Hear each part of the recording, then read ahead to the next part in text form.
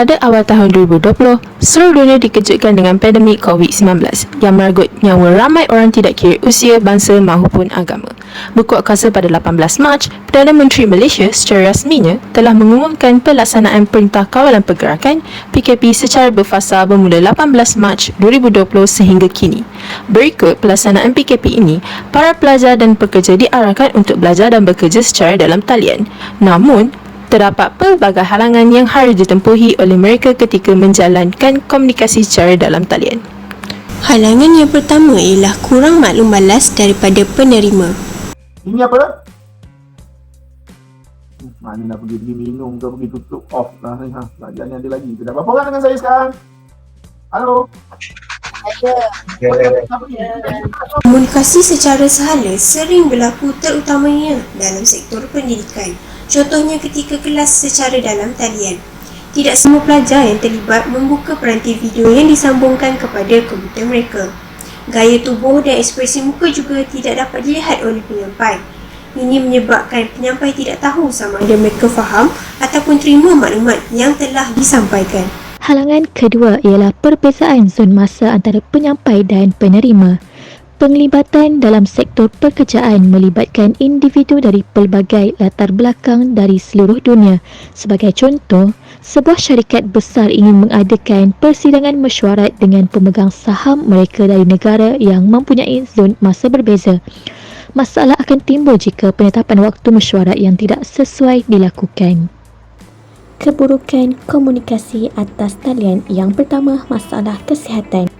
Apabila seseorang duduk di hadapan gadget untuk berkomunikasi dengan jangka masa yang lama, ia boleh menyebabkan yang pertama, sakit belakang apabila seseorang duduk dalam postur yang salah dalam jangka masa yang lama. Yang kedua, sakit mata apabila mata terlalu fokus pada cahaya yang ada pada gadget tersebut. Dan yang ketiga, tekanan perasaan, di mana seseorang berhadapan dengan tugas yang banyak yang datang serentak sehingga menyebabkan gangguan mental jika tidak menguruskannya sebaik mungkin.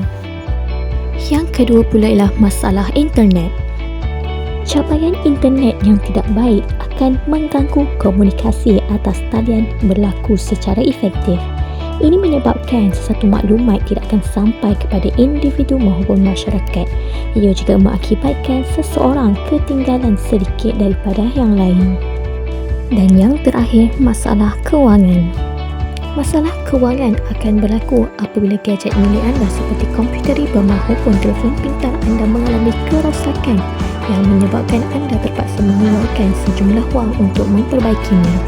Ianya akan menjadi masalah yang lebih buruk apabila seseorang itu berada dalam kesempitan kewangan yang menyebabkan mereka tidak dapat menggunakan platform komunikasi atas talian ini.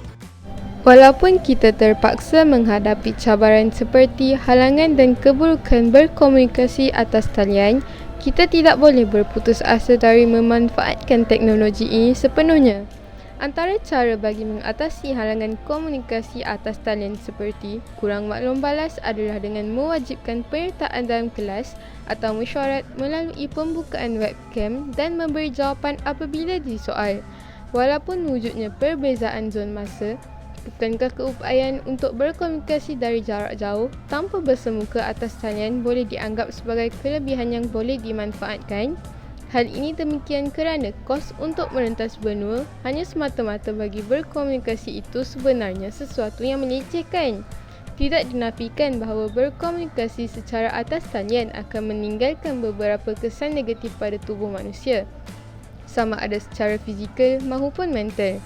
Oleh itu, pengawasan dan pengurusan masa dalam berkomunikasi menggunakan gadget hendaklah sentiasa dikawal. Capaian internet yang tidak stabil merupakan cabaran bagi berkomunikasi secara atas talian.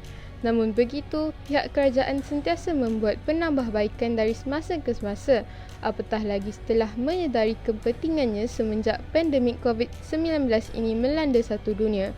Walaupun berkomunikasi atas talian melibatkan kos yang sedikit tinggi bagi bayaran bil internet, pembelian gadget dan sebagainya, terdapat pihak yang sedia memberikan bantuan sekiranya seseorang itu tahu tempat untuk dirujuk. Kebiasaannya, pihak pejabat atau institusi pendidikan dapat menghulurkan bantuan kepada mereka yang memerlukan.